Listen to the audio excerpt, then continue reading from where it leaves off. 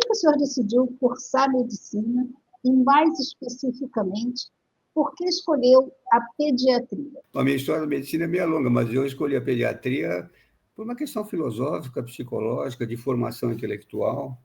Eu sempre tive muito interesse na área médica, virei pediatra, e mais no meio da pediatria, eu sempre me interessei pelo desenvolvimento dos seres humanos, e fiz vários trabalhos, escrevi vários livros, tem um trabalho famoso sobre os primeiros 1000 dias, em que eu mostrava que a pediatria tem, na área médica, uma função muito importante. O cuidar de crianças significa prepará-las para o resto da vida, e que uma criança que é feliz e é bem cuidada, tem afeto, amor, cuidado dos pais, da família, dos médicos pediatras, das pessoas que gostam, dos professores, dos educadores, ela tem uma tendência muito grande a ser um ser humano mais integral, melhor, poder participar mais da vida, ser uma pessoa que realmente ajuda a sociedade a se desenvolver. E a pediatria me atraía muito por causa dessa visão do crescimento, do desenvolvimento, principalmente da questão psicossocial, da qualidade que é dada a uma criança por todos aqueles que fazem parte da sua existência. É por isso que eu escolhi a pediatria. É uma especialidade que realmente gera um trabalho mais intenso, é uma especialidade que atrai muito aqueles que têm formação não só médica, mas geralmente psicossocial. Eu acabei fazendo aprimoramento em psicanálise, em psicologia, em psiquiatria, para tentar entender melhor o desenvolvimento infantil. Então, eu sou aquele pediatra que atendo as crianças, que trato as doenças, mas gosto muito dessa área da educação, dessa área do desenvolvimento. Por isso que eu acabei escolhendo a pediatria. Interessante. E nas pesquisas que nós fizemos sobre a sua trajetória, nós vimos que o senhor foi um dos fundadores do Grupo Nacional de Estímulo ao Aleitamento Materno, da SBP, e um grande defensor do aleitamento materno, de forma geral. Quais foram os maiores desafios enfrentados nessa luta e por que ela foi tão importante? Então, eu realmente participei com outros colegas, outras pessoas também estavam interessadas nisso, mas eu estudei, eu trabalhei, eu fiz uma pós-graduação em vários lugares do mundo, mas um lugar muito importante é o Centro Internacional da Infância, em Paris, onde havia um curso chamado Pediatria Social e Comunitária, de pediatria preventiva, que era uma coisa que se falava pouco na época aqui no Brasil. Aí, quando eu fui para a Europa, eu fiquei na Espanha um tempo no Hospital Infantil La Fé, e depois eu fui para a França, onde eu fiz o curso de Pediatria Social e Pediatria Preventiva. E lá havia muita intensidade no ensino da nutrição infantil, e, particularmente, foi a primeira vez que, cientificamente, eu vi comentários muito objetivos sobre a questão do aleitamento materno. A gente visitava países do leste, tivemos na Hungria, tivemos notícia de países africanos, mostrando que, nessas regiões, crianças que eram amamentadas ao seio diminui muito a chance de morrerem, de terem doenças mais graves. Quando eu voltei para o Brasil, eu voltei de novo para a Unicamp, porque eu já era professor da Unicamp quando eu fui para a França, e aí eu comecei a juntar colegas aqui, alunos, ex-residentes, para trabalhar num projeto de aleitamento materno. E eu fomos trabalhando. Até que chegou um momento que eu fazia isso aqui mais na região de Campinas, eu fui convidado pela Sociedade Brasileira de Pediatria, na época o presidente era o Dr. Nicola Albano, para dar umas conferências no Rio de Janeiro para colegas sobre aleitamento materno.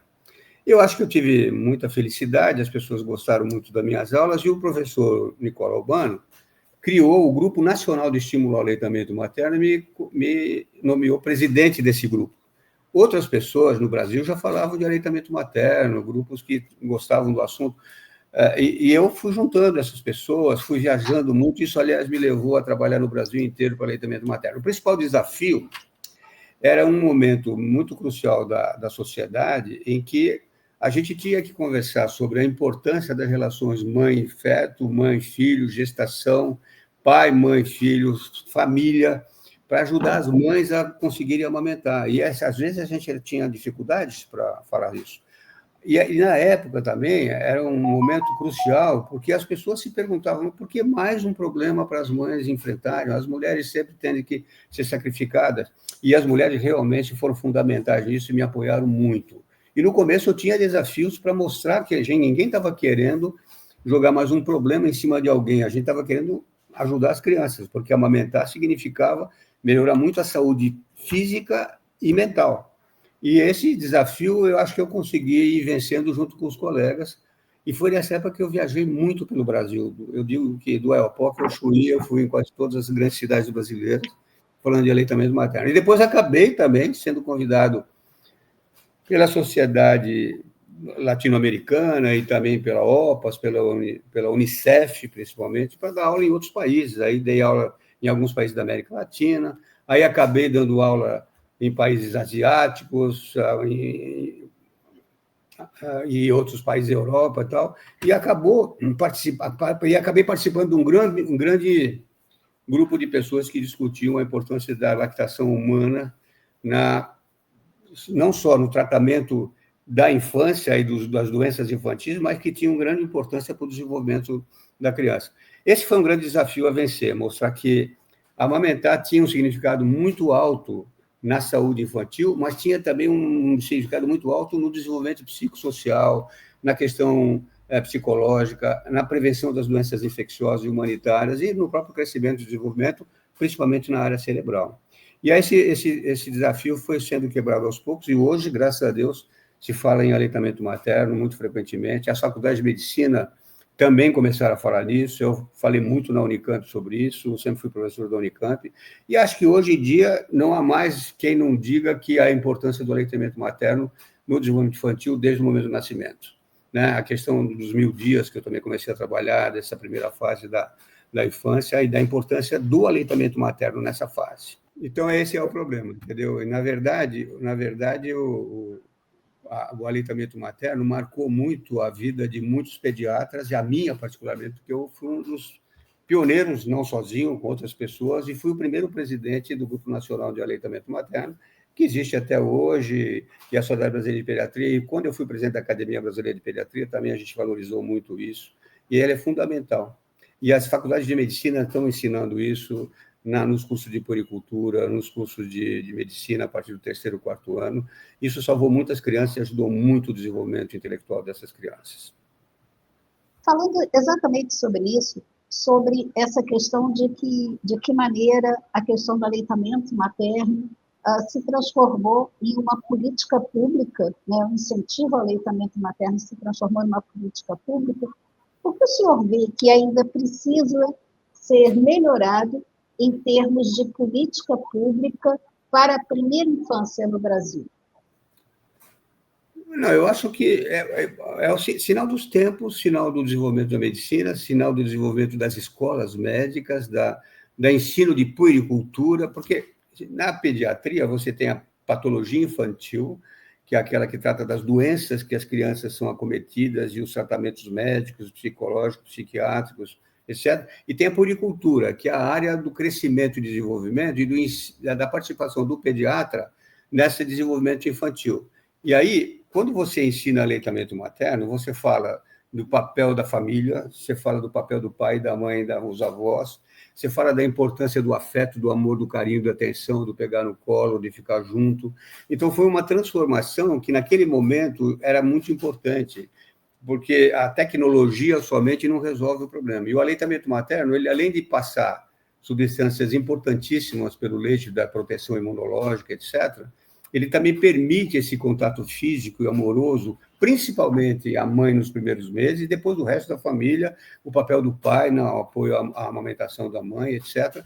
E isso é uma coisa que encanta não só as famílias quando ouvem essas coisas, esse trabalho que a gente acabou participando também com essas gravações que andei fazendo sobre os primeiros 1000 dias e que outros pediatras também, mostrando como é que o desenvolvimento infantil não é só uma questão de dar remédio para febre, tratar uma diarreia, tratar um resfriado, que é importante fazer isso, mas também é importante o pediatra, junto com a família, participar desde os primeiros momentos, conversando e orientando sobre o desenvolvimento infantil, né?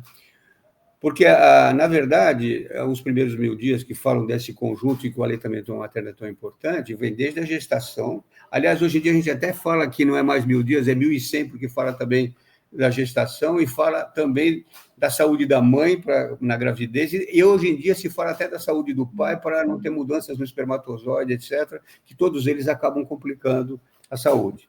Na verdade, não dá para falar hoje em prevenção, em pediatria social, comunitária, preventiva, sem falar nesse aspecto do parto natural, da gravidez bem seguida, da nutrição da mãe, da saúde da mãe e do pai durante os primeiros momentos da gravidez,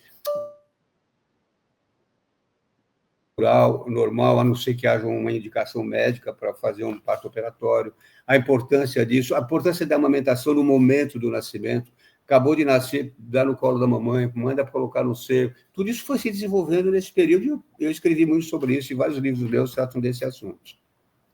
Interessante, doutor. Agora, me fala um pouquinho, o senhor já mencionou que trabalhou, teve a oportunidade de trabalhar em vários países. Como é que isso foi importante para a sua trajetória, e eu diria, sua trajetória acadêmica?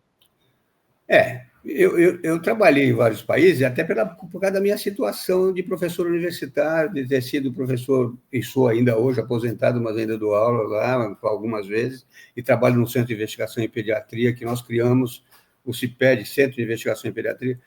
Isso tudo começou porque, como professor universitário, como uma pessoa que escreveu alguns livros, publicou, dava aulas pelo Brasil inteiro, eu acabei sendo convidado várias vezes pela Organização Mundial da Saúde ou pela Organização Pan-Americana de Saúde para dar aulas em outros países.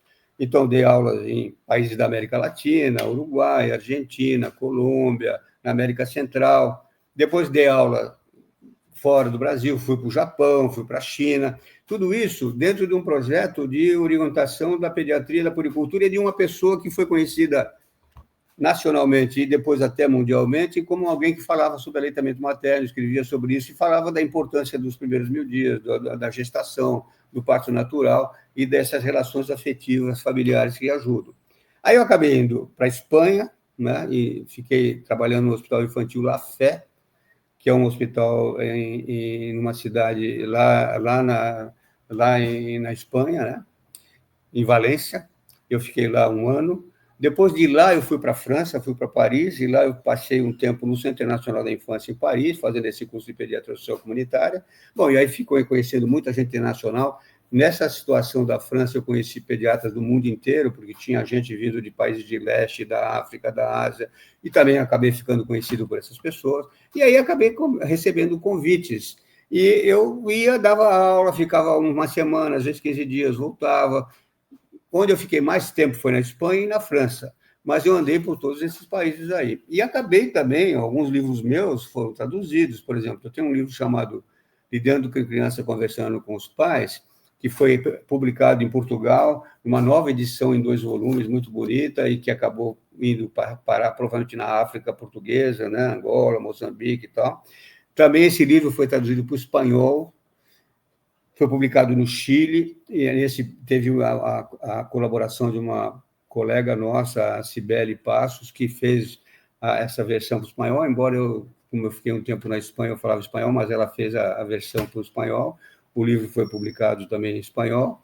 E aí os meus livros começaram a ser publicados, assim, às vezes em congresso, e também pelo fato de eu ter sido professor titular de pediatria, por eu ter ganho alguns prêmios, e também porque acabei sendo diretor da Faculdade de Medicina, reitor da Universidade de Campinas, que é uma universidade muito famosa, também fez as pessoas me conhecerem, e associado a isso ao meu trabalho na área de nutrição infantil, tal, acabei sendo convidado, às vezes, para ir aí pelo mundo afora para falar sobre aleitamento, nutrição e desenvolvimento infantil.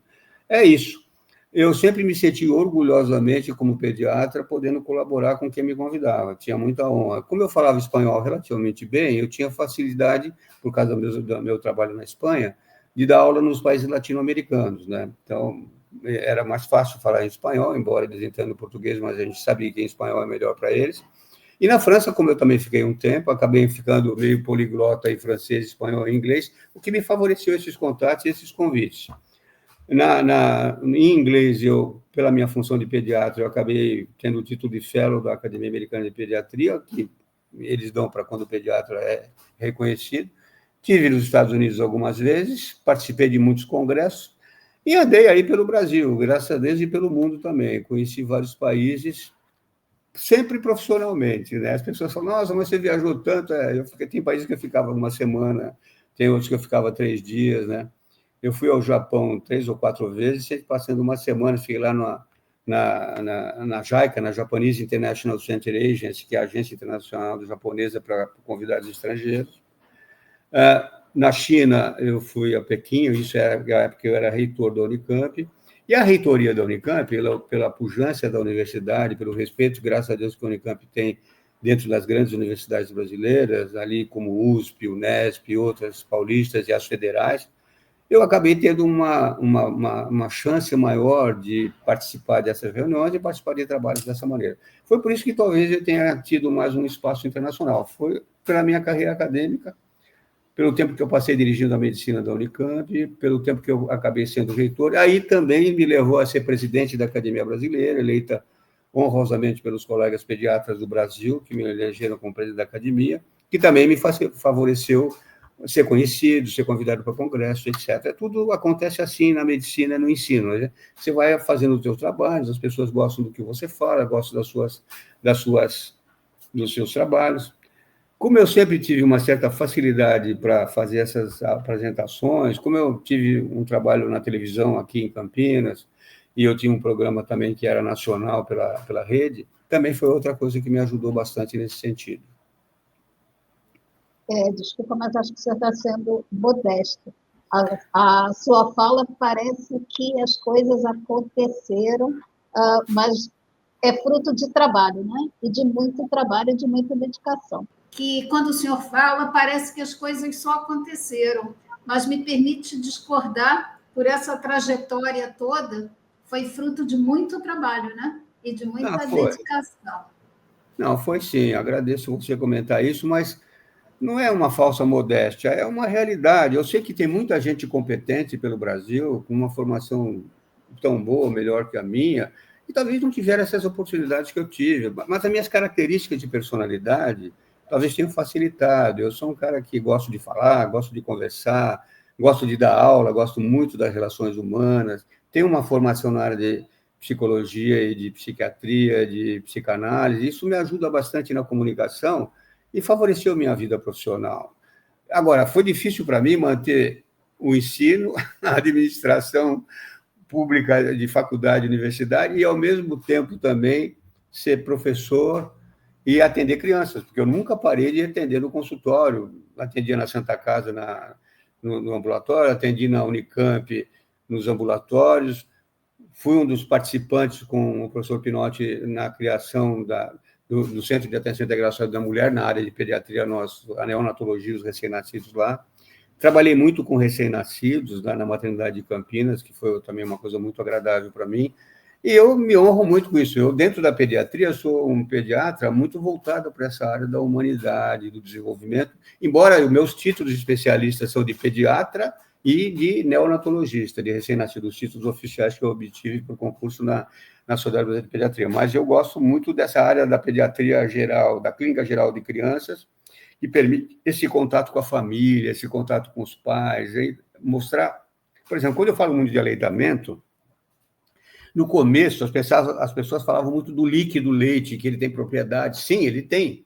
Mas uma das mais importantes propriedades do leite humano é que ele é dado por uma mulher amorosa, que pega o bebê no colo, que abraça, que beija. Às vezes, uma mulher que teve dificuldade para amamentar e precisa dar uma mamadeira, e isso acontece não por culpa dela, mas se ela é carinhosa, dá essa mamadeira com afeto, está presente quando ela pode, é bastante assim afetuosa, ela está ajudando muito esse filho, ela está ajudando muito essa criança a ter uma infância feliz e ser um adulto mais adequadamente competente no futuro. Que coisa bonita. Agora, indo um pouco para o reconhecimento dos seus pares. O senhor ganhou vários prêmios, sendo 2, na minha modesta seleção, muito marcantes. O do pediatra mais admirado e um criado especialmente para laureá-lo. Como é que é ser reconhecido pelos seus pares? Bom, não quero me emocionar, mas é uma coisa maravilhosa ter o reconhecimento dos colegas, né, que eu admiro também, né, que me homenageiam e que me fazem colocações agradáveis, respeitosas, que eu respeito muito. Esse último prêmio que eu ganhei da Sociedade de Medicina e Cirurgia de Campinas, sobre Humanitas, né, pelo meu trabalho em pediatria, foi uma coisa emocionante. E foi muito, muito mesmo, porque a minha família toda veio, a minha filha veio dos Estados Unidos para assistir, minha esposa tinha acabado de falecer, um momento bem difícil para mim, e foi uma coisa muito honrosa, porque eles não fizeram esse prêmio para mim pelo meu consultório, pelo número de clientes, que nunca foi tão grande assim, porque eu também não tinha muito tempo, mas sempre atendia todos os dias crianças. Mas foi pela história minha, pelo ensino, pela produção científica, pelos livros, os livros que eu ganhei, presentes, prêmios, né? Eu tive um livro que acabou sendo importantíssimo, está lá na prateleira que é um livro muito reconhecido, que é o Lidando com Crianças e Conversando com os Pais, que eu ganhei um prêmio Jabuti, esse que foi traduzido para o espanhol, para o inglês. Então, tudo isso é honroso, é uma coisa maravilhosa, não é dinheiro, não é conquista, eu nunca fui rico, eu sou um pediatra que vivo do meu trabalho, do meu salário de professor e um pouco da minha clientela, que, aliás, hoje é muito pequena, pela minha idade, pela pandemia, que acabou muito com essas coisas, mas eu continuo atendendo quem me procura, sejam pobres ou ricos, paguem ou não paguem, eu gosto muito de atender, eu fico feliz quando eu vejo uma mãe sorrindo e saindo do meu consultório. E isso me honra muito, o orgulho que eu tenho de ser amigo dos colegas pediatras e outros colegas. O meu trabalho na televisão também, o tempo que eu entrevistava pessoas, e na TV Século XXI, a própria Globo teve um programa durante o dia comigo, entrevistando colegas médicos, porque eu valorizo muito essa profissão, essa nossa querida profissão. Ainda hoje eu acabei de gravar um vídeo, baseado numa entrevista do nosso presidente do Conselho Federal de Medicina, o Irã, mostrando que nós precisamos ter cuidado, a gente precisa realmente conhecer bem as pessoas que nós estamos formando. Como professor de medicina, eu adoro dar aula, adoro ensinar, fico orgulhoso quando vejo alunos com sucesso, com respeito. Mas temos que reconhecer que, às vezes, isso que está acontecendo no Brasil, esse excesso de faculdade de medicina, que nós precisamos vigiar bem, e os alunos que saem dela precisam ser bem avaliados, para que não saiam sem um preparo, que tenham o direito a fazer uma especialização, uma residência, que se preparem para ser bons, treinados na prática e na teoria. Então, a grande discussão hoje, para quem é professor de medicina como eu e para outros colegas, é o tal do exame da proficiência médica, que a gente está pensando, que o Conselho Federal de Medicina, junto com o Ministério da Saúde, estão pensando. Não basta ter diploma de médico e sair já dizendo que você é médico e vai atender. Talvez você tenha que ser avaliado, né? Fazer um exame prático e teórico, como faz nos Estados Unidos, no Canadá, na Alemanha, na Austrália. Você não sai médico só porque você cursou um curso de medicina. Precisa ver como é que você aprendeu a teoria da prática e ser avaliado para você poder exercer isso com carinho, atenção, humildade, humanidade e conhecimento técnico. Porque a medicina é uma área muito complexa. Precisa estudar muito para você ser médico, você precisa se manter atualizado.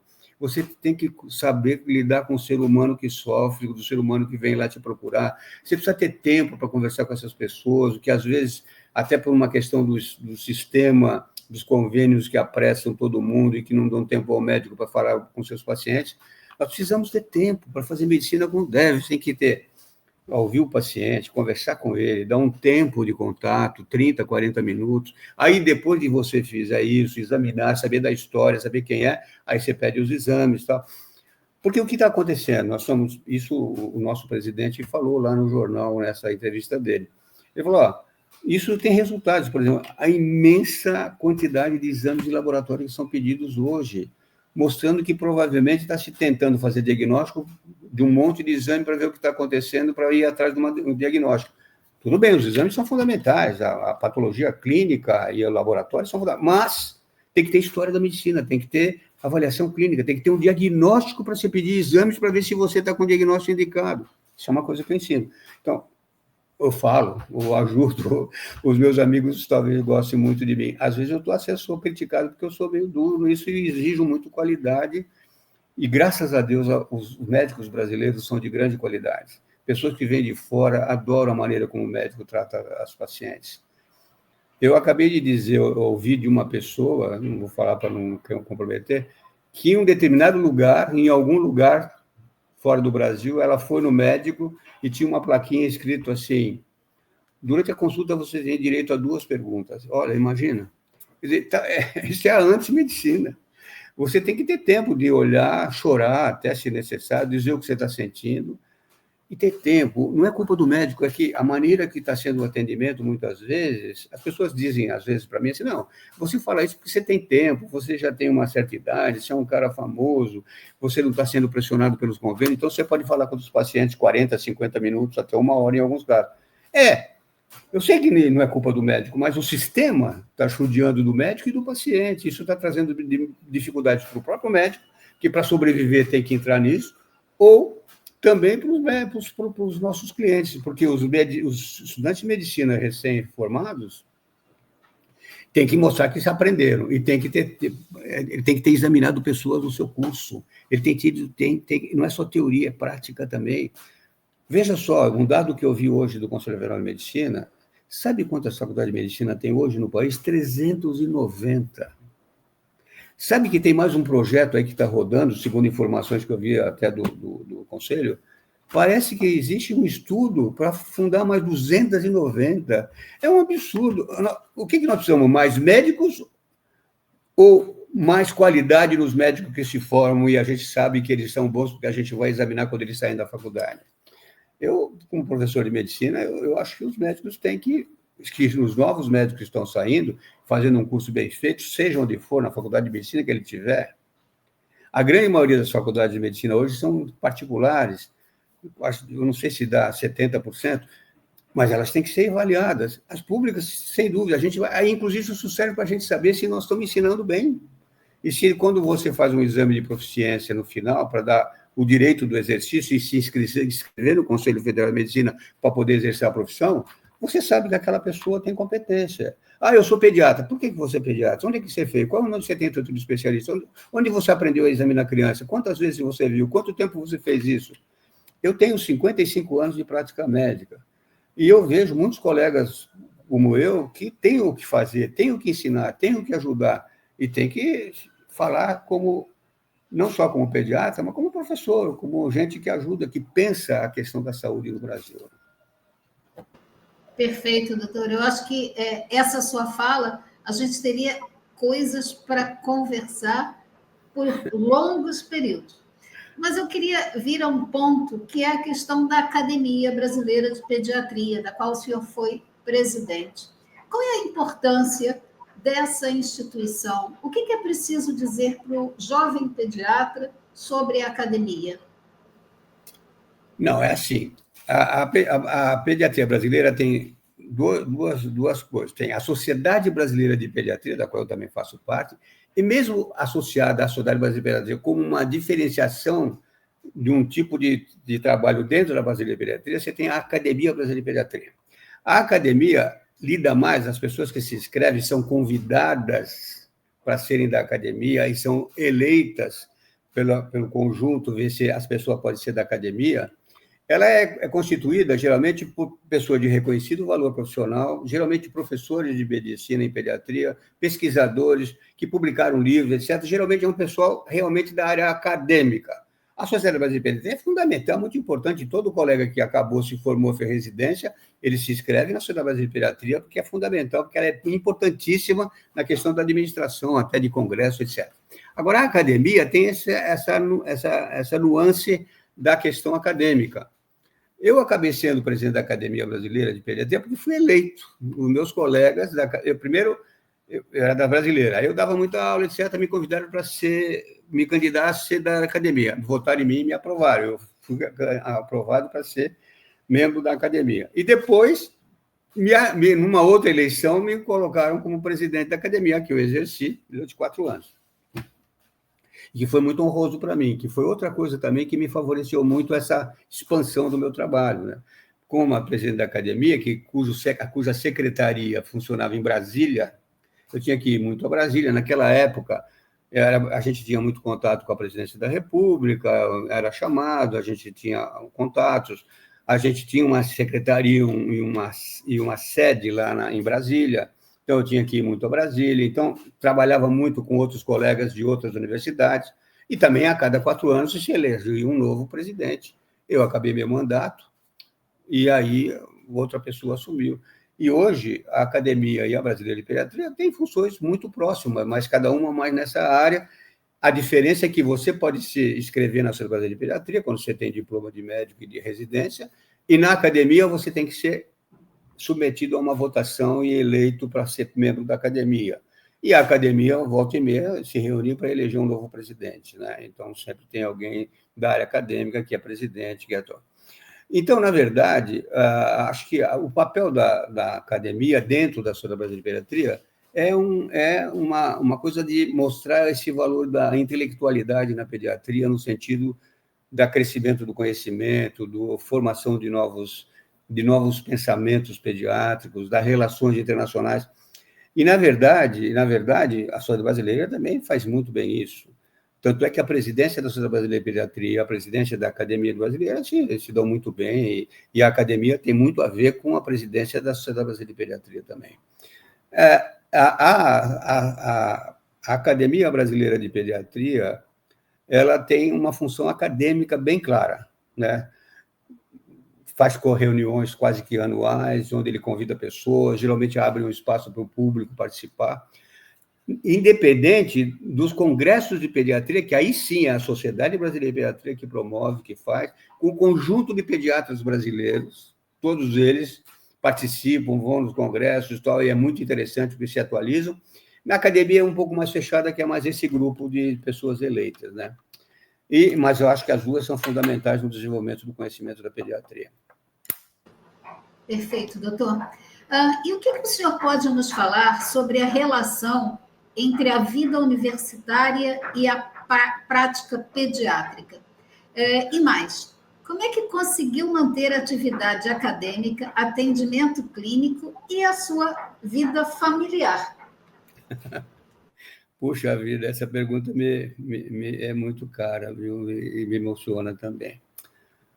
A vida familiar, eu contei com uma esposa maravilhosa, que era psicóloga e que entendia muito bem o que eu queria da vida e como eu gostava de ensinar, de aprender, de viajar, de dar aula, como eu era feliz ensinando e dando aula, e ela sempre me apoiou.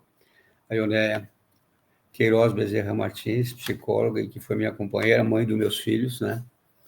E avó dos meus netos. E ela faleceu agora, há 1 ano e pouco, e foi uma coisa muito dolorosa para mim. E a vida familiar sempre, para mim, foi muito importante. E é claro que eles sofreram um pouco comigo. Por exemplo, eu ia para a China, ficava 1 mês lá, né? E eles não tinha celular, às vezes, naquela época, não era tão fácil falar como agora. Porque quando eu fiquei na França, eu fiz uma coisa incrível. A minha esposa estava lá comigo e estavam lá os meus 2 filhos, o Fábio, que hoje é fisioterapeuta, trabalha na Unicamp, e a Graziella, que é administradora de empresa e trabalha nos Estados Unidos, lá em Denver, no Colorado. E eles dois estavam com a Ioné e comigo em Paris. De repente, eu fui enviado pelo pessoal do Centro Internacional da Infância para ir para Budapeste, para conhecer creches em Budapeste, que, aliás, foi muito bom para mim, que eu vi mais ou menos como é que funcionavam as relações das crianças internadas, o tempo que eles ficavam, como é que as crianças trabalhavam. Só que eu fui para Budapeste numa época que não tinha celular, nós morávamos num apartamento pequenininho em Paris que não tinha telefone, só tinha um telefone lá no térreo. Eu deixei minha mulher com as 2 crianças, peguei o meu salário e deixei na mão dela. Naquela época não era euro, era franco, né? Eu deixei lá com ela em Paris e fui para a Hungria. E aí eu me comunicava com ela quando eu podia, uma vez a cada 15 dias, eu tinha que ir num posto de telefonia em Budapeste. Eu não falava uma palavra de húngaro. Mesmo na Hungria, falar inglês e francês não era fácil, porque nem todo mundo falava inglês, e quando falava o sotaque era difícil. E eu tinha que sacrificar minha família. E mesmo assim eu fiquei na Hungria, acho que 2 ou 3 meses, com a Ioné, eu chamava ela de Iô, em Paris, com as 2 crianças, uma de 4, outra de 2. O Fábio tinha 4 anos e a Graziella tinha 2. Hoje o Fábio tem 54 e a Graziella tem 50, uma coisa, ou por aí. Ela mora nos Estados Unidos, o Fábio mora aqui em Campinas, trabalha na Unicamp, casado e tal. Graziella mora nos Estados Unidos. E eles aceitaram um pai que viajava tanto, aceitaram um pai que se metia em tudo. Acabei trabalhando em televisão, tendo programa de TV, viajava muito. Os meus clientes também, agradeço muito eles, porque eles aceitavam um pediatra que nem sempre estava ali no consultório todo dia. E naquela época a gente não tinha tanto não tinha celular para fazer mensagem e tal, então era telefone fixo mesmo. E aí eu tinha colegas que me ajudavam no consultório, que cobriam quando eu viajava, etc. Mas a coisa, claro, que ficou muito mais difícil quando eu virei reitor da Unicamp, né? Uma universidade famosa no mundo inteiro, com demanda internacional, demanda administrativa de governo do Estado de São Paulo, porque a Unicamp é do governo de São Paulo, né? A Unesp, a Unicamp e a USP são as 3 universidades públicas paulistas. E os 3 reitores vivem frequentemente tendo que conversar com o secretário de Educação de São Paulo, com o governador, que nos chamava para reuniões, etc. E tal.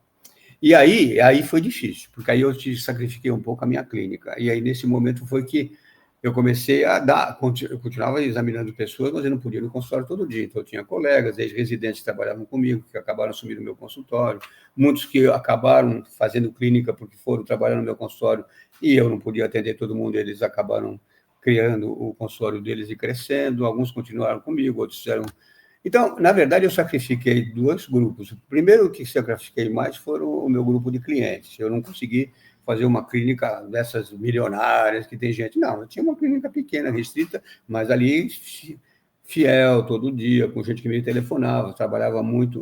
Naquela época não tinha programa online para atender. Até hoje, ainda faço algumas consultas online e vou no consultório ainda quando eu posso.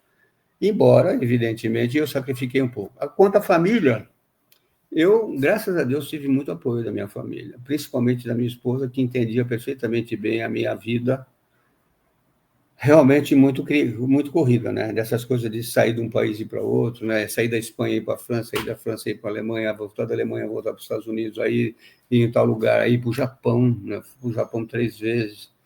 Quem me convidava era a JICA, né? Que é a Japanese International Center Agency, que me iria lá. Para a China. Imagina você ir para a China falar de aleitamento materno. Cabe na cabeça de alguém que um cara iria para a China para falar de aleitamento materno sem falar uma palavra em chinês, tentando falar em inglês, e eles com o inglês chinês, que não é fácil. E para ir lá se comunicar com a família não era fácil, né? Bom, enfim, graças a Deus eu fui muito ajudado, acho que eu tive sorte também, eu era muito feliz, isso eu sou até hoje, na minha área profissional, eu gosto do que eu faço. Eu não saberia ser outra coisa. Quando eles me deram essa última homenagem aí aqui na Sala de Medicina e Cirurgia, que foi uma coisa muito tocante, eu terminei chorando, porque eu tive que dizer para eles que a coisa que mais me alegrava no mundo, eles me perguntavam, mas o que te faz você fazer tanto e tal? Eu falei, eu gosto de ser pediatra, eu acho que eu nasci para ser pediatra. Acho que Deus falou, esse aí vai ser pediatra. Aí eu virei pediatra.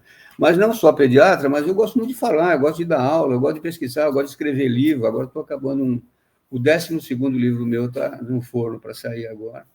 E eu escrevi muito sobre aleitamento, sobre crescimento e desenvolvimento, sobre primeiros 1000 dias, sobre desenvolvimento, relação família, criança, papel dos pais, questão da babá, a questão do carinho, do afeto, né? Eu tenho uma frase famosa que muita gente usa, que eu falo, olha, educar dá trabalho. Se você não está tendo trabalho, é porque você não está educando. As pessoas se chocavam. O que você quer dizer com isso? Não é que as pessoas pensam que ter filho é só ter filho e mandar para a escola. Não. Você tem que ficar atento, você tem que amamentar, você tem que ficar junto, você tem que... E aí uma outra pergunta que eu gosto muito de responder, que às vezes me perguntam assim, mas doutor, você fala tanto esse negócio de mãe, pai, até que idade a gente tem que cuidar dos filhos? Eu falo, não se preocupe, até 75 anos mais ou menos tá bom. Aí todo mundo fala, filho é sempre, né? Você não tem jeito. Eu estou dizendo o seguinte, a família tem que se manter sempre que possível unida, né? Mas você viu que você deu risada, todo mundo ri quando eu falo isso. Que legal, adorei. E, doutor, após tantos anos de carreira, toda essa trajetória linda, o que o senhor sabe hoje e que gostaria de saber quando iniciou a carreira como pediatra? Puxa vida! O que eu sei hoje, que eu gostaria de saber quando comecei, eu gostaria de saber por que muitas vezes as pessoas não se dão conta de que ser médico é ser um ser humano integral. Não basta ser tecnicamente bom. Tem muitos técnicos muito bons e que nem sempre conseguem preencher a necessidade do paciente. Às vezes tem gente muito humilde que não teve tempo de fazer uma formação muito completa, mas é excelente médico. porque tem na alma a humanidade, a vontade de ajudar, de ouvir, de ensinar, de paciente. Eu sou daqueles médicos que eu ligo para os pacientes, eu atendo um paciente, se ele não me dá um retorno, no dia seguinte eu ligo, eu falo, e aí, fulano, você está bom? O que aconteceu? Tal.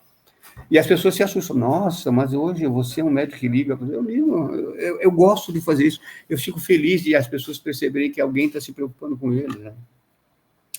Eu tento ensinar isso na medicina, mas hoje em dia a gente percebe que a tecnologia científica, que é tão importante na medicina, está tão evoluída, que às vezes esquecem de falar isso, da humanidade necessária para ser médico, né?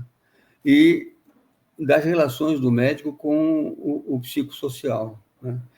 A gente às vezes pensa que o médico só vê o corpo ou só vê o cérebro, mas eu acho que ele tem que ver tudo, ele tem que ver o que aquela pessoa sente, por que ela está te procurando, o que está acontecendo. Quando você dá uma aula e as pessoas estão te ouvindo, eu sou um cara muito exigente. Quando eu dou conferência, eu dou muitas, às vezes agora está diminuindo, né? Quando velho não é tão convidado, mas eu tenho até algumas já para essa semana, e as pessoas me jogam temas que aí eu tenho que estudar, etc. e tal. E aí eu gosto muito de fazer vídeos, alguns criticam, porque eu faço vídeo muito, tal. Acabei de fazer um sobre essa questão do Conselho Federal. Então, aí, isso tudo, eu acho que o médico, eu gostaria de saber por que algumas pessoas não se dão conta de que não é só ciência na medicina, que tem uma outra coisa maravilhosa que faz a diferença, né? É a história de você ter essa capacidade de ouvir. E falar também. Às vezes você até fala demais, mas você tem que ouvir primeiro, você tem que saber o que está acontecendo para poder ajudar. Isso eu não sabia bem no começo, eu era muito técnico quando eu me formei, na época que eu fui para o exterior antes, os países que eu fui, a gente admirava os caras que davam aulas técnicas maravilhosas. Aí, de repente, eu fui virando um cara que dou aula com coisa técnica, mas eu falo muito do amor, do afeto, do carinho, da atenção, da importância do afeto no desenvolvimento infantil, do carinho. E aí eu percebo que tem gente que fala, nossa, o Martins está ficando velho, está babaca esse negócio de amor, afeto.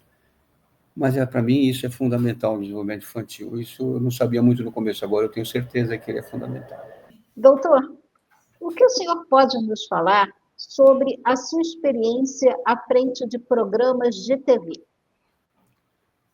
Então, eu acho que isso tudo tem a ver com a minha história de professor, né, de trabalhar na universidade e na Unicamp, principalmente durante o período que eu fui vice-reitor, reitor, diretor da medicina, eu tinha uma assessoria de imprensa da universidade que estimulava muito a gente a ser entrevistado, a conversar com a imprensa e tal. E foi um dos assessores de imprensa meu, uma pessoa que eu admirava muito, o Eustáquio Gomes, que já faleceu até, que era um jornalista que também escrevia em vários jornais, que me incentivou, ele me incentivou a escrever alguns artigos para a Folha de São Paulo, para o Estado, e também, como eu tinha tido várias entrevistas feitas na televisão, e ele achava que eu tinha condições de falar bem, as pessoas gostavam da minha maneira de apresentar. Quando eu estava terminando a reitoria, ele entrou em contato com a Globo, com a TV Globo aqui de Campinas, que tinha aqui uma subsidiária da Globo, um canal da Globo Campinas, e me apresentou ao diretor. Eu fui lá, eles me convidaram, e eu propus um programa de entrevistas com o pessoal da área da saúde. E eu comecei a fazer semanalmente um programa que durava 1 hora, em que eu levava colegas, levava professores, levava outros profissionais, não só médicos, mas sempre falando da saúde pública, e eu entrevistava essas pessoas. Bom, isso foi dando um espaço muito grande, eu comecei a ter convites, inclusive, em São Paulo, fiz na TV USP, fiz na TV PUC uma vez, junto com a TV Século XXI, de uma outra universidade que eu trabalhei em São Paulo. Aí eu fazia entrevistas não só de saúde, mas de outras pessoas, cheguei a entrevistar algumas autoridades. Nessa época, eu depois acabei sendo presidente da Academia Brasileira de Pediatria, tinha um escritório em Brasília, então lá também, às vezes, me convidavam para conversar com pessoas. Nessa época, o presidente da República era o professor Fernando Henrique Cardoso, que também era um professor da USP, vinha na Unicamp, eu tinha uma certa amizade com ele. Então, eu conversava com as pessoas e entrevistava, e eu gostava disso. E eu demorei um tempo na USP, e, ao mesmo tempo, fazia algumas outras entrevistas em algumas TVs, somente depois da TV Século XXI, onde eu fui convidado para ser uma pessoa permanente, quando a TV Globo, esse meu programa era no período da tarde, e parece que o espaço também era pequeno, tinha bastante sucesso e tal, mas eles acabaram até me dizendo que iam dar uma terminada temporária no programa. Eu saí e aí fui trabalhar na TV Século XXI, também a convite deles, que é uma TV católica que tem sede aqui em Campinas e que, além de ser uma TV pelas vias normais, também tinha canais para o país inteiro. E aí eu trabalhei bastante. E aí entrevistei muita gente. E a minha finalidade aí era divulgar ciência, divulgar o conhecimento médico, divulgar coisas importantes de pesquisa. Esse meu trabalho na TV, ele foi, durante muito tempo, uma coisa que deu alegrias e deu algumas preocupações, porque eu tinha muitos elogios, tinha pessoas que gostavam do meu trabalho, e tinha gente que criticava, não, você é médico e professor, agora virou jornalista, tal. Inclusive, uma época que eu tive esse programa fixo na TV Século XXI, houve uma época em que começaram a exigir diploma de jornalista para você fazer programas de TV. E aí houve um momento que eles vieram me consultar, mas nessa época, para sorte minha, havia um outro programa de TV de entrevistas com o Jô Soares, e ele entrevistava, acho que não sei se na Globo ou numa outra televisão, e ele também não era jornalista. Isso acabou levando a eles acharem que eu podia continuar fazendo as minhas entrevistas. Eu trabalhei bastante nessa TV, de alguns anos. Era um programa que eu gravava primeiro, depois à noite eles levavam a gravação. Às vezes era ao vivo, mas quase sempre era gravado. E era um programa que eu gravei com o presidente da Sociedade Brasileira de Pediatria, com várias autoridades, com políticos, mas sempre visando a saúde e aquilo que era a minha área. E essa função de jornalista, entre aspas, né, que eu tive, também foi algo que, em alguns momentos, me trouxe alegrias, e outras, as pessoas dizem, não, você gosta muito de trazer as coisas, não, mas não sei se é bom e tal. Mas eu fazia e gostava, eu tinha muito feedback de pessoas que gostavam do que eu fazia, e foi daí que eu comecei também a fazer vídeos e gravar vídeos. Daí, a mesma jornalista que dirigiu o meu canal de TV na TV Século XXI, a Célia, a gente chamava ela de Celinha, que é uma pessoa maravilhosa, que também faleceu de leucemia depois de cerca de um ano que ela trabalhava comigo. Ela abriu um canal para mim no YouTube, né? Eu tinha um canal que está até hoje lá, que é o Família, Amor e Cuidado, e com grandes entrevistas que eu fiz foram passadas lá, e às vezes vídeos que eu passava, e que tanto é que muita gente hoje entra hoje no YouTube e pega lá alguma das entrevistas que eu fiz no passado e até fica divulgando. Algumas importantes, teve uma que foi colocada em várias TVs, que é aquela que eu fiz sobre os primeiros anos de vida, tal, a importância dos primeiros anos de vida para as crianças, etc. Então, essa foi a minha experiência na TV. E até hoje, talvez por causa do meu hábito, eu tenho uma certa facilidade de apresentar programas, de falar quando as pessoas me entrevistam, e tive uma vida que, até certo ponto, teve um pouco de evidência midiática na área televisiva. Eu escrevi em jornais também, eu tinha artigos na Folha de São Paulo, alguns no Estadão, a assessoria de imprensa da Unicamp achava isso muito importante para falar da universidade, do ensino universitário, principalmente defendendo as universidades públicas e a abertura para as pessoas que nem sempre podiam arcar com os custos das universidades privadas, etc. Essa é a minha experiência de TV. De vez em quando aparece alguma entrevista minha que me chamam, eu faço, mas não tenho mais nenhum programa fixo como eu tive na TV Século XXI, e tive em São Paulo, na TV 4x4, que era uma televisão que juntava pessoas da USP, da Unesp, da PUC São Paulo e da da Universidade Cruzeiro do Sul, que era uma universidade particular, onde eu um tempo trabalhei um pouco lá, quando eu me aposentei da Unicamp.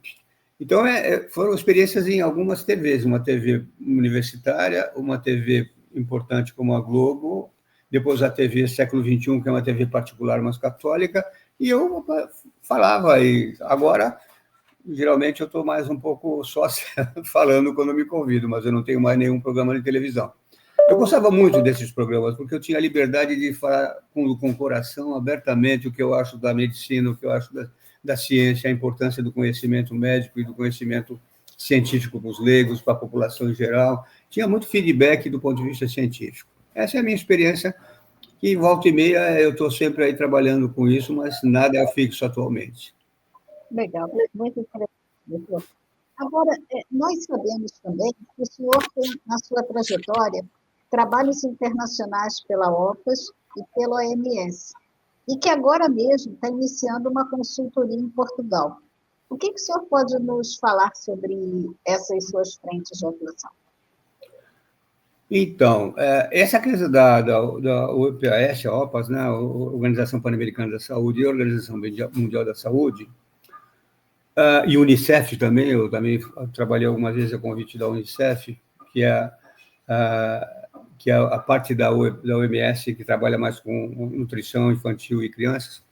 Mas eu não era oficialmente da OPAS, nem oficialmente da OMS, nem oficialmente do Unicef. Eu era convidado por vários lugares, em alguns lugares do mundo e outros países, e a OPAS me financiava, me levava, pagava minha passagem, minha estadia, eu não ganhava nada, mas eles sustentavam. Então, foi assim que eu fui para vários países da América Latina, dando algumas conferências, participando de discussões, participando de reuniões internacionais de aleitamento materno em vários países do mundo, vários países fora da América Latina, inclusive tive a oportunidade de ir à Ásia, dei algumas reuniões, fiz algumas reuniões, sempre nessa condição de ser apoiado. Ou seja, as pessoas me convidavam de alguma universidade, falavam com a OPAS ou com a OMS, aí eles apoiavam a minha ida para dar essas aulas.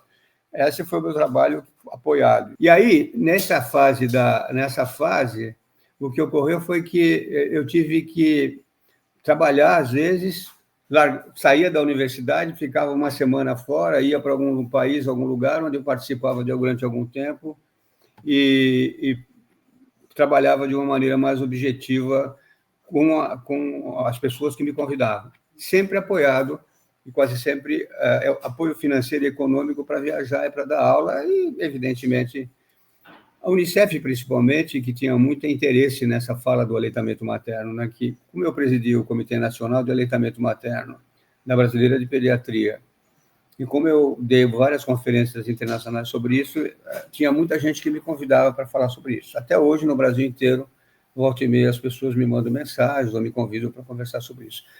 Quanto a Portugal, é uma coisa muito interessante.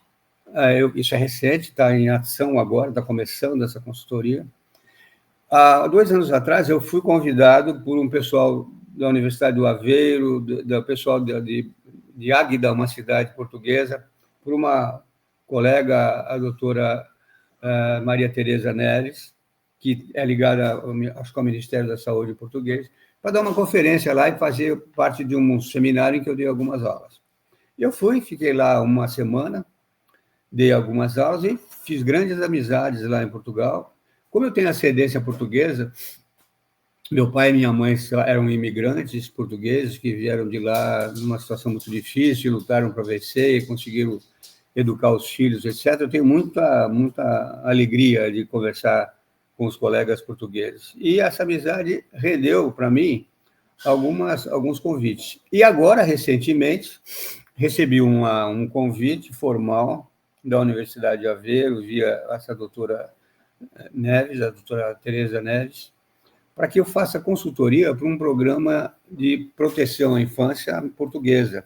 Eles estão fazendo um trabalho que ainda não está muito elaborado, está começando agora, nós estamos na fase burocrática, eles estão mantendo contato comigo, fazendo currículos, aquelas coisas todas, mas a minha função é de consultor em relação à situação de como se pode ajudar uma criança a se desenvolver.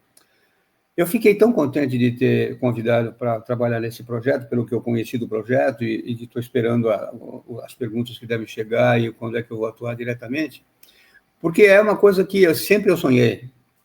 Pelo que eu já tive de conhecimento do projeto, não é só um assessor médico como eu sou um dos assessores da área de pediatria, mas eles vão ter assessores na área de arte, na área de ensino, e essas crianças vão conviver com vários aspectos da sociedade, ser apoiadas, vão trabalhar com a relação familiar, que é uma coisa que eu escrevi bastante sobre isso, E o meu sonho é que, se der certo essa atividade lá nesse grupo de trabalho português, quem sabe eu possa ter experiência nessa consultoria e, quem sabe, no futuro aqui no Brasil, se tiver apoio governamental em alguma coisa, a gente pode ter alguma coisa desse tipo aqui no Brasil.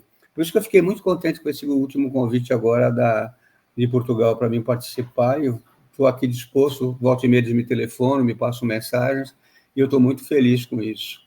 É realmente uma coisa importante. Eu trabalhei em alguns países, trabalhei muito na Espanha, trabalhei muito na França,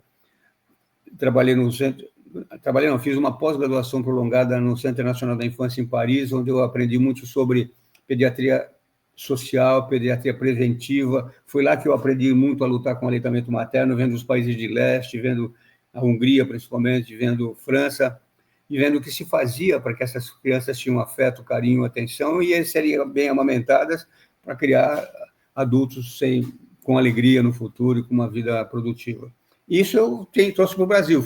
Acabei virando presidente do Grupo Nacional de Aleitamento, acabei trabalhando na Brasileira de Pediatria com esses grupos de aleitamento, e agora essa chance de ir em Portugal, se for uma coisa nova, bonita, e que eu possa trazer para o Brasil, vou tentar trazer também.